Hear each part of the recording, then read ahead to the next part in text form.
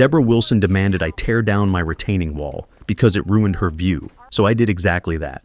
I'm Grant Callahan, 48-year-old, a landscaper who's been living on this Oregon hillside for 22 years. My property sits 8 feet higher than 3 houses downslope.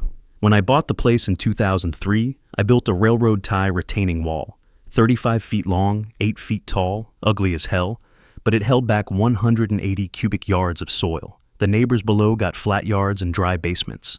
Deborah moved in last April as the new HOA president, an interior designer from Portland, who sent me a certified letter saying my wall was visually offensive. She wanted ornamental stone by August and claimed my eyesore ruined her $50,000 infinity pool view.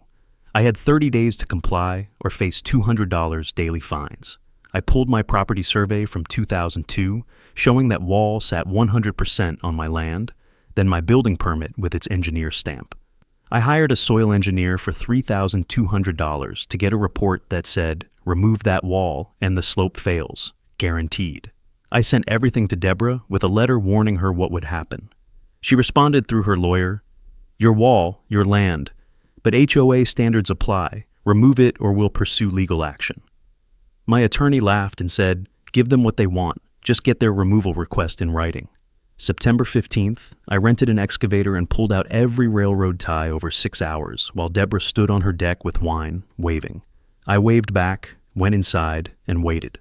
Oregon's rainy season started September 23rd that year with 6.5 inches in 48 hours. At 2 a.m. on the 25th, I heard a deep rumble like a freight train made of mud.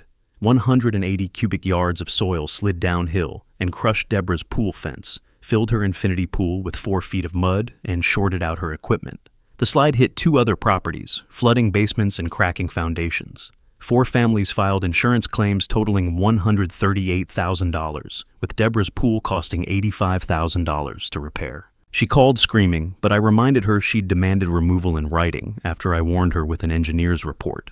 My attorney sent a letter. I'd rebuild the wall and she'd pay every cent. $12,500 plus a 10-year maintenance contract at $850 annually from HOA funds, with one clause stating payment 30 days late means I remove it again. She resigned 3 weeks later. The board approved my invoice and the wall went back up in November. Same ugly railroad ties. But now, Deborah pays me to maintain it. Every October she signs that check and I cash it smiling. Drop a comment. What's the worst HOA overreach you've seen?